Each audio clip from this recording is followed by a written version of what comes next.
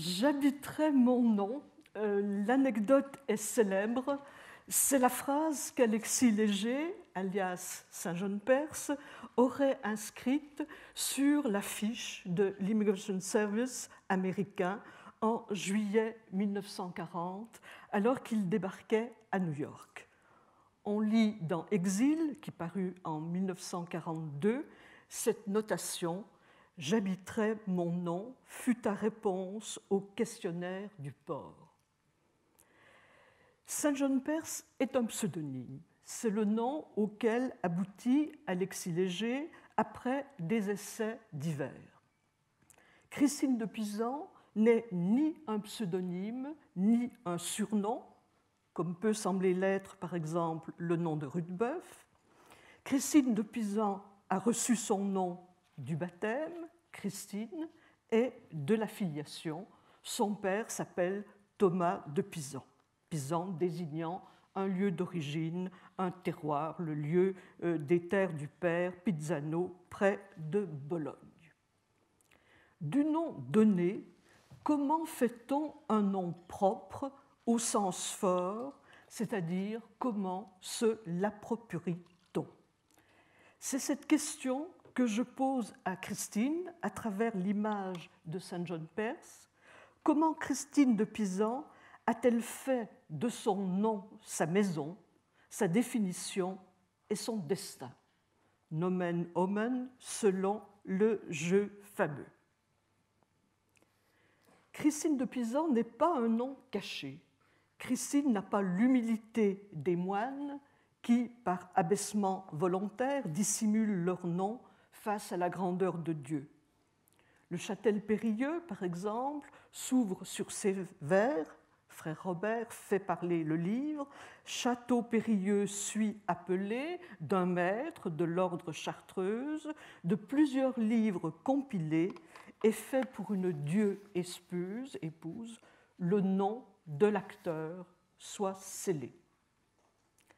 Dans le pèlerinage de vie humaine, au pèlerin qui s'interroge sur son identité, raison répond « Dieu est ton Père, et tu son fils, ne cuide pas que sois fils à Thomas de Digulville, donc au père de chair. Christine n'a pas la modestie du moine, elle n'a pas plus la modestie du pauvre, tel Jean de Lamotte qui, à l'avant-dernière laisse de son Parfait du Pan, donc le livre qui achève, qui mène à la perfection les vœux du Pan, donc Jean de Lamotte qui déclare « Si pauvreté n'était, dedans me nommerait ». Mais qui signe malgré tout, on est à l'avant-dernière strophe, qui signe malgré tout, mais en acrostiche à la dernière strophe. Christine de Pisan signe. Elle signe beaucoup de son seul nom de baptême, Christine, ou de son nom complet. Un genre qu'elle emploie requiert tout particulièrement la signature, l'épître. Christine signe doublement le prologue de son épître Othéa, qui date de 1400. Elle renvoie tout d'abord à son père et au nom du père, d'humble vouloir, moué, pauvre créature, femme ignorante de petite stature, fille, jadis, philosophe et docteur, maître Thomas de Pisan, autrement de Boulogne, fut dit et surnommé. Puis elle assume son nom de baptême, moi, nommée Christine, femme indigne de sens acquis, pour si faite œuvre en prendre, pour commencer une telle œuvre. Elle signe les épîtres du débat sur le roman de la Rose. La première épître à la reine de France, la toute votre très humble créature Christine de Pisan, épître quelle date, écrit la veille de la Chandeleur, l'an 1401.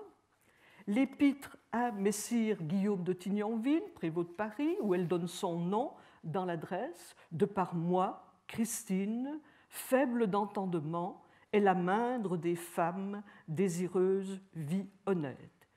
Et ainsi pour toutes les lettres, de par moi, Christine de Pisan, femme ignorant d'entendement et de sentiment léger, ou à la fin de sa réponse à Gantier-École, la tienne, Christine de Pisan.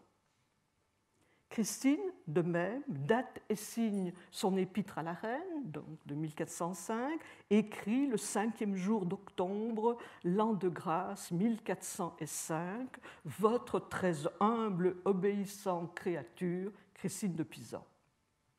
Elle date et signe son épître à Eustache Morel, Eustache Morel, c'est l'autre nom d'Eustache Deschamps, épître en vers, écrit Solette en Métude le 10e jour par étude de février l'an 1403 en délibéré sens. Christine de Pisan, Ancelle de science, donc Ancelle servante, que 16 ans, c'est l'occupation d'un vaillant, ta disciple et ta bienveillant. Eustache Deschamps lui répond dans une ballade où il l'appelle Christine, muse éloquente entre les 9 Christines, et où il évoque son père, à l'étude est, où tu en suis la ligne du bon maître Thomas que je connuis, de Boulogne, Pisin, Record en suit. Elle signe enfin son épître de la prison de la vie humaine, adressée à Marie de Berry, fille de Jean de Berry, donc, qui date des années 1414-1418, écrit à Paris par moi, Christine de Pisan, ton humble et obéissant. Une épître présente un cas différent, c'est l'épître au Dieu d'amour, puisque cette épître est énoncée par Cupidon. C'est donc lui qui signe. Cupidon, le Dieu d'amour, qui amants font leur clamour. Mais Christine intervient ensuite d'un mot, Crintis. Crintis, anagramme de Christine. Signature codée, mais facilement déchiffrable puisque l'on connaît le nom par ailleurs. C'est toujours le problème des anagrammes. Si on connaît la solution, c'est facile. Je reviendrai dans un instant sur les valeurs de ce type d'inscription du nom. Christine non seulement signe, mais elle affiche son nom, le mettant au titre de certaines de ses œuvres. On est assuré, dans son cas, que ce geste est volontaire, alors que la question se pose pour Rudebeuf, je cite souvent Rudebeuf en hommage à Michel Zinc, où des titres comme Mariage Rudebeuf, par exemple, peuvent relever du scribe. Christine surveille la copie de ces manuscrits, voire dans certains cas les copies elles-mêmes.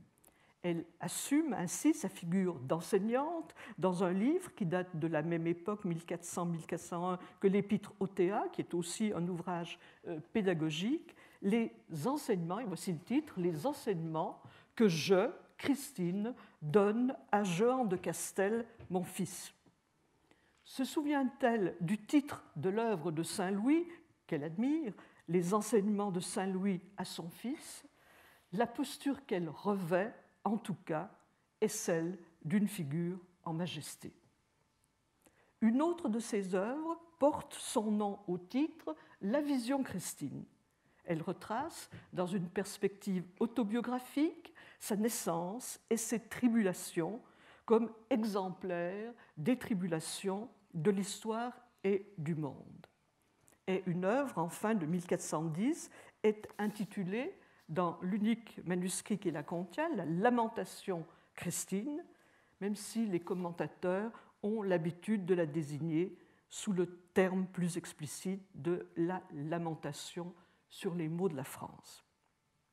Le titre joue donc bien le rôle qui lui est dévolu par l'étymologie fantasmée. Il supporte l'œuvre tel un titan, titre titan. L'œuvre est un monument au fronton de laquelle s'inscrit le nom de Christine. Christine, enfin, se fait appeler Christine par ses personnages, les allégories qu'elle met en scène. Le procédé a été exploré auparavant par Guillaume de Machaut dans son jugement du roi de Navarre. Christine de Pisan, elle aussi, théâtralise son nom. Si ce dernier n'est pas toujours prononcé, l'acte de nomination par une puissance supérieure est toujours souligné. La déesse Loyauté, qui apparaît à Christine dans le dit de la rose, s'adresse à elle. La voix m'appela par mon nom, si me dit l'or, ami tiers. Philosophie fait de même à l'ouverture de la troisième partie du livre de la Vision Christine. Mais aussi, comme si haut que loin de moi fût, je l'auais, laquelle me appela par mon nom, disant « Mon ancelle très loyale, lève-su, lève-toi ». La culmination se produit quand le nom même est prononcé par l'allégorie qui délègue son autorité à Christine en lui confiant une mission. Ainsi, à la fin du chemin de longue étude, il en va ainsi de raison. Après me dit, donc c'est raison qui parle, Christine, chère amie, que science à tiers, tu rapporteras nos débats. Alors, je vais suivre un tout petit peu ce procédé dans le livre de la Cité des Dames. Le nom de Christine y apparaît d'abord dans les rubriques, donc du type « Si dit Christine, comment trois dames lui apparurent » dès donc, le deuxième chapitre de la première partie. Mais dans ces deux premières parties, les deux dames, raison et droiture, s'adressent à Christine en termes de parenté, par le mot « fille », qualifié d'un adjectif affectif, chère fille, fille chère, belle fille, et ainsi de suite. Ce n'est que dans la troisième partie que Justice, dans le dialogue, appelle Christine par son nom de baptême. Christine a droué vouer dire, bien me semble que. Et cette façon particulière qu'a Justice de s'adresser à Christine par son nom a été en fait annoncée dès la présentation de Justice au 6e chapitre du premier livre. Chaque livre est sous l'intitulé d'une vertu. Donc, dès le 6e chapitre du premier livre, qui est sous la gouverne de raison, Justice intervient. Après parla la tierce dame qui dit ainsi « Christine, amie, je suis Justice, la très singulière fille de Dieu. » Alors, une critique américaine, Maureen Quilligan, dans un livre important, The Allegory of Female Authority, Christine de Pisan, Cité des Dames, a mis en rapport cette nomination personnelle par la troisième dame avec le jeu fondamental que joue Dante sur le nom et le nombre dans la Divine Comédie, sur le 3 et le 9. Et c'est vrai que Christine est une lectrice extrêmement attentive de Dante. On sait de plus que le nom de Dante est prononcé par Béatrice, donc donné, selon l'étymologie du nom Dante, par la femme aimée au 30e livre du Purgatoire. Dante, si Virgile s'en va, ne pleure pas encore, ne pleure pas encore. Le nom que Dante avait refusé jusque-là à ses interlocuteurs est prononcé de manière retardée. C'est le procédé qu'utilise Chrétien III pour révéler les noms de Lancelot ou de Perceval. Je crois, avec Maureen Quilligan, que Christine de Pisan, donc, qui connaît admirablement Dante, reprend cet enjeu numérologique et cet effet. Le troisième livre de la Cité des Dames, en effet, est consacré au peuplement de la cité et se construit du nom et des histoires des saintes. Le nom de Sainte Christine, la marraine de Christine de Pisan, y résonne tout particulièrement. Christine de Pisan souligne explicitement la longueur du chapitre qu'elle lui consacre. Si vouer que je m'esjouis de avouer cause, de annexer et mettre ta sainte légende en mes écritures, laquelle, pour ta révérence, est recordée assez au long. Le livre 3 de la Cité des Dames bruit du nom de Christine, matière de poésie. Comment est constituée la signature longue de Christine de Pisan? Donc non pas Christine, mais Christine de Pisan. On a bien analysé la structure des signatures chez les historiens et les chroniqueurs du Moyen Âge, tant latin que français. Christiane Marchellonizia en proposait en mai 1982, dans un colloque réuni par Daniel Poirion, une analyse de type linguistique. En historien, Bernard Guenet poursuivait l'enquête en 2005 dans une communication à l'Académie des inscriptions et belles-lettres. La formule est « je » ou « moi », le nom, la fonction, suivie souvent d'une formule d'humilité.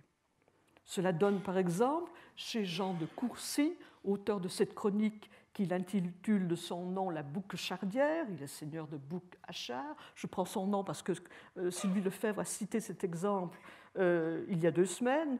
Donc Jean de Courcy se désigne, moi, Jehan de Courcy, chevalier normand, plein de jours et vidé de jeunesse.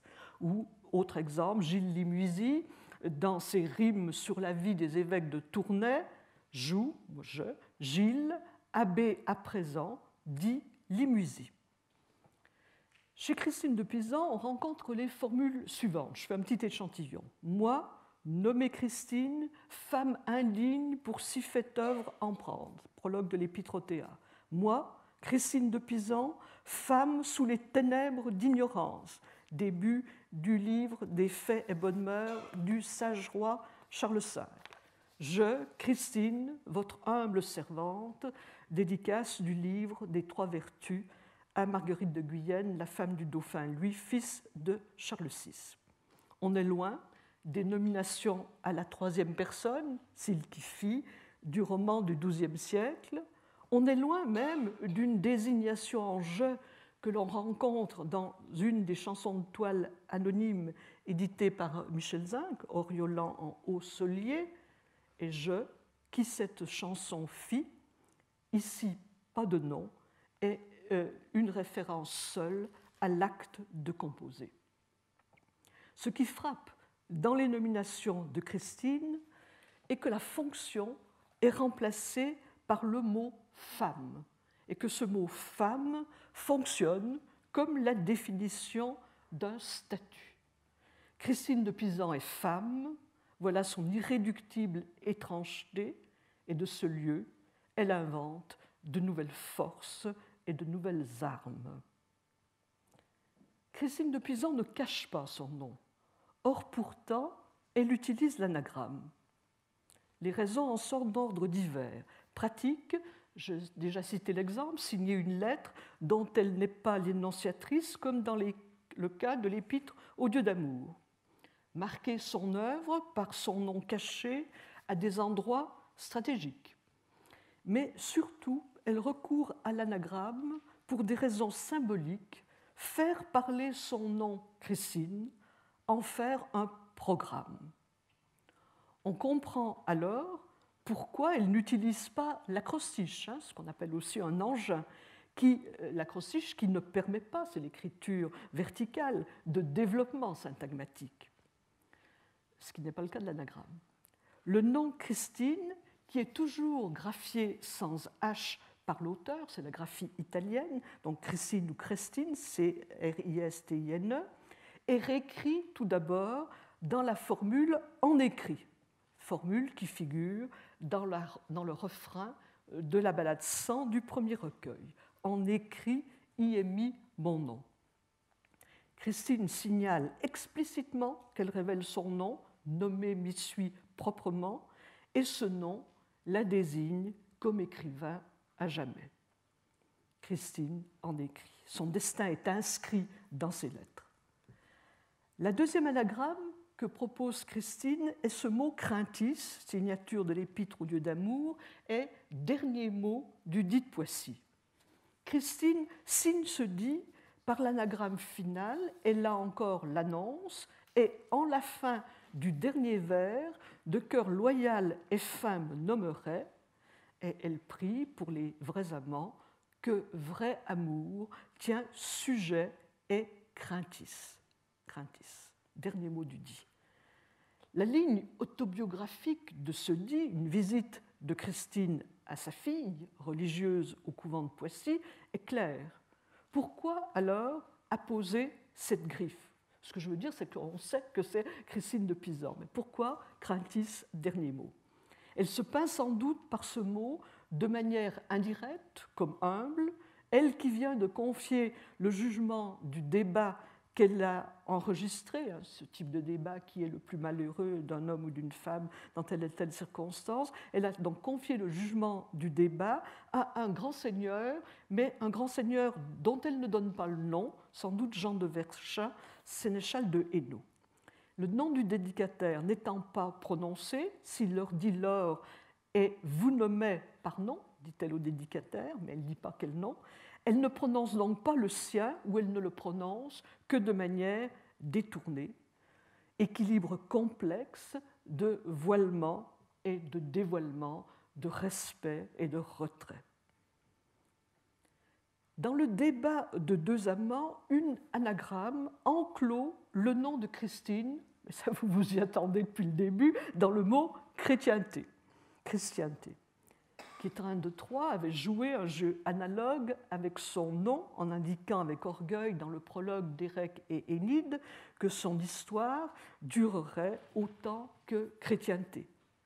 Je cite Chrétien, « Dès ors commencerait l'histoire que toujours m'est hier en mémoire, tant comme dura chrétienté, de ce c'est chrétienne vantée. » Chrétienté, Christine signe avec ce mot le débat de deux amants, mais de trouver s'aucun au définé à volonté quel est mon nom, sans y quérir planté, si le cherche, trouver le peut hanté en tous les lieux, hanté, greffé, en tous les lieux où est chrétienté. Dans le livre des Trois Jugements, elle joue sur la rime, appelée par son nom et par la mention du Christ, mais au dernier vers, on a toujours ce souci de souligner là où elle va proposer le jeu, mais au dernier vers, veuille dire et retraire quel est mon nom, qui le voudra hors traire comme il défine, et en la fin, de pensée enterine qui vous octroie jouer parfaite et fine, prie Jésus-Christ qui ne faut ne fine, Christine, Jésus-Christ qui ne faut qui ne fine, donc disséminer le nom de Christine au dernier vers. Le vocabulaire proposé pour la résolution de ces claires énigmes désigne un travail qui est celui de l'écrivain ou du lecteur, hanté, c'est-à-dire greffé, traire, et avec l'énigme que propose Christine de Pisan à la fin de ses jeux à vendre, entrelacés. Le 70e jeu à vendre s'énonce de cette manière. Vous savez ce que sont ces petits poèmes de jeux à vendre. Il y a un premier vers qui lance, souvent à partir d'un objet, une rime et une réponse qui développe l'image proposée ou l'objet proposé dans le premier vers. Donc, premier vers, je vous vends l'écrinet, le petit écrin, je vous vends l'écrinet tout plein, développement, mon nom y trouverez à plein, et de cils conque plus amet, par qui j'ai souffert mainte esmé, si vous y querrez proprement, or regardez mon si je mens. Le mot écrinet, je vous vends l'écrinet tout plein, le mot écrinet donne enlacé les noms de Christine et de son mari Étienne. L'objet lui-même, le petit écrin, désigne un contenant, un petit coffre qui recueille les noms et les offre à la mémoire à la manière d'un reliquaire. J'ai vu quelqu'un qui plissait des yeux pour écrinet. On a la possibilité, quand on développe les anagrammes, de redoubler une lettre. Donc, si vous manque des lettres en conjuguant Christine et Étienne, pensez à cette façon qu'on a de construire une anagramme au Moyen-Âge. Mais la cryptographie est parfois plus complexe. Ainsi, de la fin du dit de la rose, s'aucun en veut le non-savoir, je lui en dirai tout le voir, je lui en dirai tout le voir, qui un tout seul cri crierait, et la fin doute y mettrait, ce il disait avec une hymne, il saurait le nom belle et digne. J'avoue que j'ai pendant longtemps calé sur le mot in. Je me disais, est-ce qu'elle fait comme Victor Hugo, Gérimadet? Est-ce que c'est simplement... et non, en fait, c'est plus subtil. Alors, j'explique cet anagramme. Christine cache des éléments à utiliser grammaticalement, donc des syllabes et les lettres, sous le couvert du sens des mots et des phrases dans lesquels ils entrent. Pour trouver l'anagramme, la fin d'août n'est pas à entendre sémantiquement comme un moment de l'année, mais comme la fin du mot août. Donc, il faut retenir de fin d'août les lettres S et T et les accrocher à cri. Cri, bon.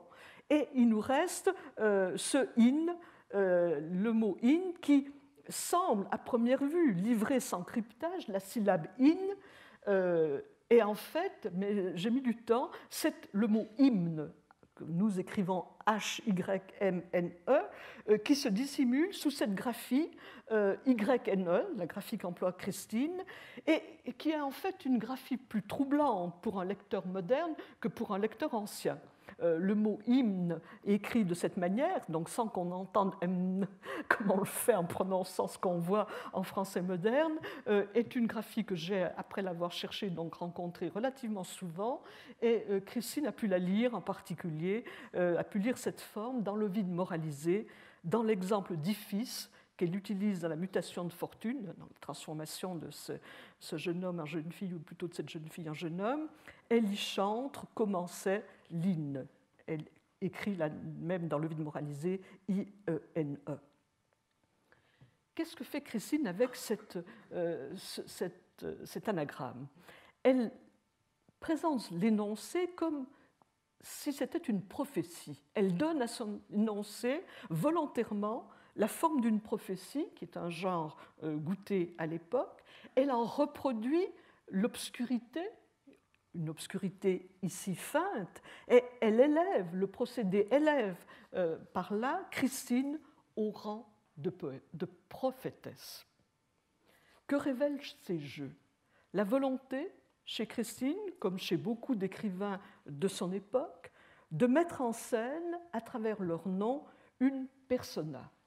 Gerson, par exemple, ayant recours à l'hébreu, lit dans son nom de baptême Jean, la grâce, et dans son cognomen Gerson, emprunté à son village natal, l'étranger, le pèlerin.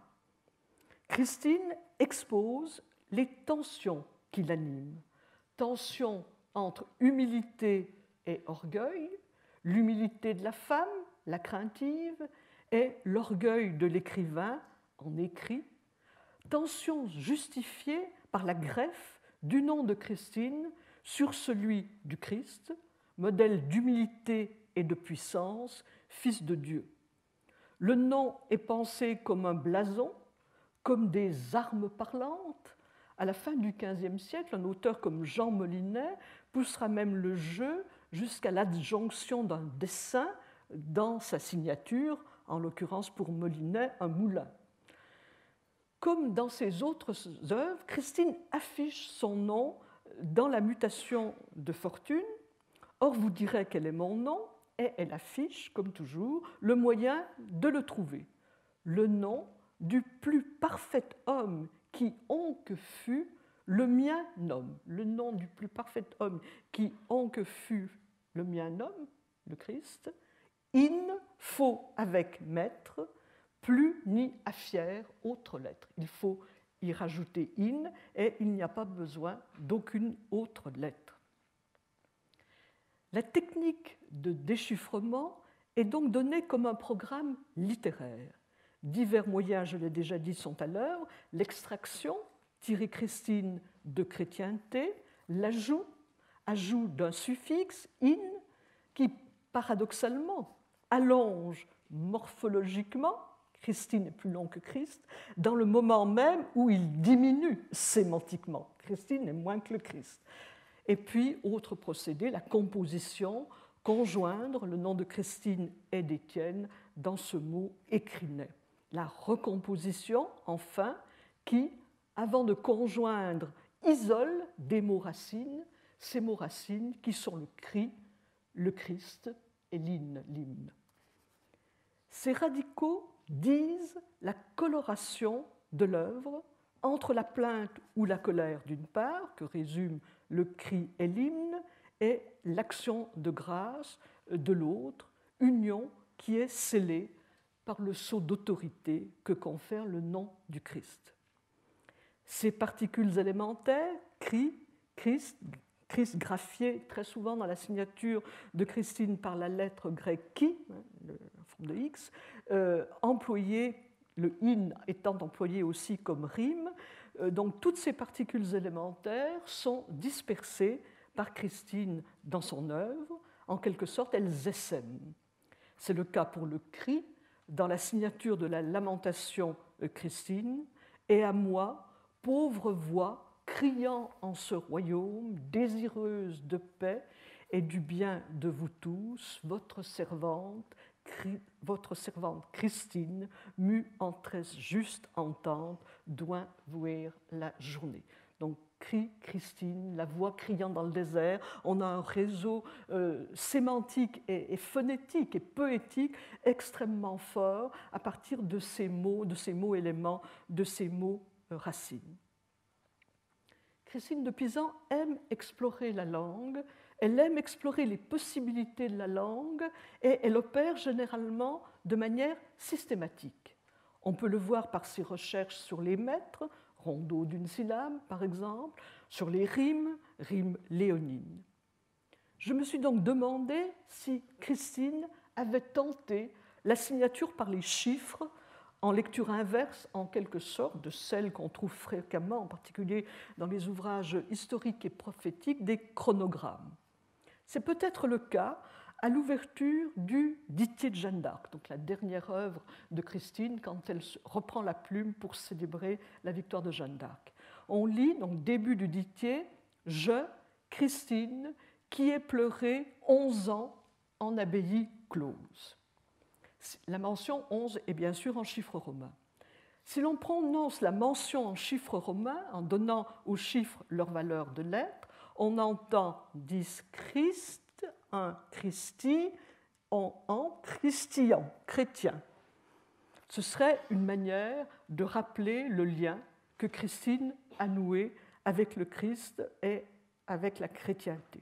Mais par ailleurs, la mention 11 ne présente aucune incongruité d'un point de vue réaliste avec l'entrée de Christine à l'abbaye de Poissy, le Dittier daté de 1429. Christine serait rentrée auparavant, donc dans ce couvent 11 ans auparavant, c'est-à-dire en 1418, donc au milieu des troubles violents de la guerre civile. Les deux lectures, en chiffres ou en lettres, ne s'annulent pas, mais se renforcent. Et peut-être la lecture en lettres est-elle trop subtil, je n'en sais rien. Le rapport entre Christine et le Christ passe enfin par la sainte tutélaire de cette dernière qu'elle met en scène, nous l'avons vu, dans le livre de la Cité des Dames. Lorsque la jeune fille, inspirée de la foi de Jésus-Christ et martyrisée par son propre père, demande à être baptisée, c'est le Christ lui-même qui descend du ciel et lui donne son nom. Elle la baptisa et nomma de son nom Christine. Christine doit son nom de baptême à la sainte, sa marraine, elle est nommée par son nom. Comme elle se situe dans un rapport personnel à l'homme-dieu. Sa vie suit le modèle christique. Ses tribulations sont celles du Christ, philosophie lui rappelle dans la vision qu'elle boit le calice de Jésus. L'ambiguïté sexuelle du Christ, masculin, féminin, fils et mère au lait abondant, si on suit les analyses de Caroline Bynum, Jesus as Mother. Donc cette ambiguïté sexuelle du Christ trouve un écho chez Christine, qui est rendue socialement semblable à un homme dans ses responsabilités par son veuvage et qui dit être muet par fortune en homme naturel parfait. Donc la symétrie est exemplaire du plus parfait homme qui on que fut, le Christ, et l'homme naturel parfait qu'elle est devenue dans son récit La mutation de fortune. deux lettres hérissées, hirsutes, selon la terminologie de Dante, distinguent la signature de Christine, le qui grec, le X, qui abrège le plus souvent le mot Christ, et le Z du nom de sa famille, Pisan, Pisano. L'abréviation, qui pour Christ, l'abréviation est développée dans le premier cas par les éditeurs. Donc, quand vous lisez un texte édité, vous ne voyez plus que très souvent la signature a ce signe, en quelque sorte, ce dessin.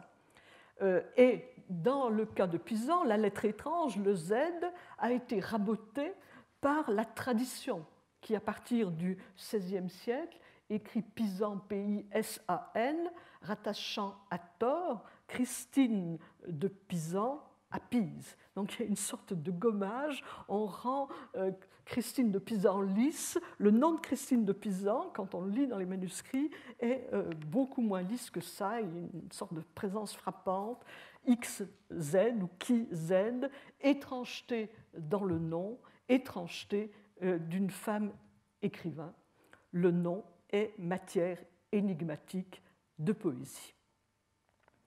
Christine a eu recours enfin à d'autres manières de signer, la devise en particulier.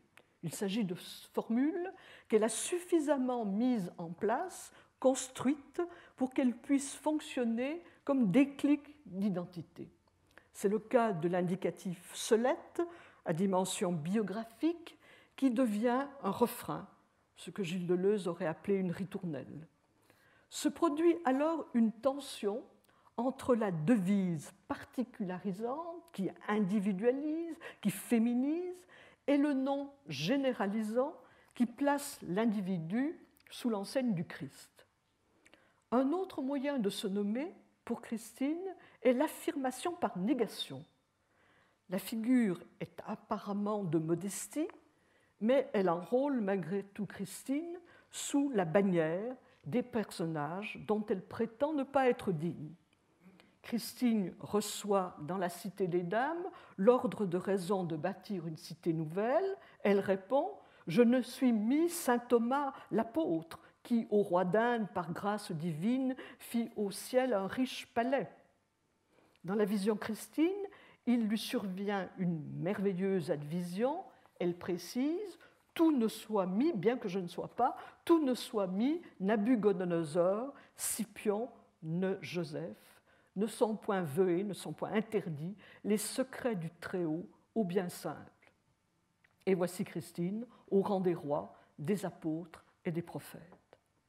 Dante, lui aussi, déclarait au deuxième chant de l'enfer « Mais moi, pourquoi venir? Qui le permet? Je ne suis ni Énée, ni Paul, ni moi, ni aucun autre ne m'en croit digne. » Qui le permet? L'œuvre. Son œuvre a donné à Christine son nom superlatif, son renom. C'est le sens intensif du préfixe « re » dans les composés nominaux. Christine le dit dans la vision, comme Ja m'eusse donné nom, mais dit volume. Christine n'est plus alors simplement ou seulement une femme, elle est un écrivain, elle est un chrétien. Et je mets chrétien volontairement au masculin. La Sibylle peut lui prédire que ton nom sera reluisant après toi par longue mémoire, comme elle le fait dans le chemin de longue étude. Nomen numen, le nom est cette mémoire, la mémoire de qui a, nouveau, acquiescé à son nom. Mon nom, dans le miroir, de gauche à droite, de droite à gauche, le palindrome est parfait. Mon nom et ma maison, peut dire Christine de Pisan, parce qu'elle est femme, parce qu'elle est étrangère, elle a conquis son nom dans l'exil. Je vous remercie.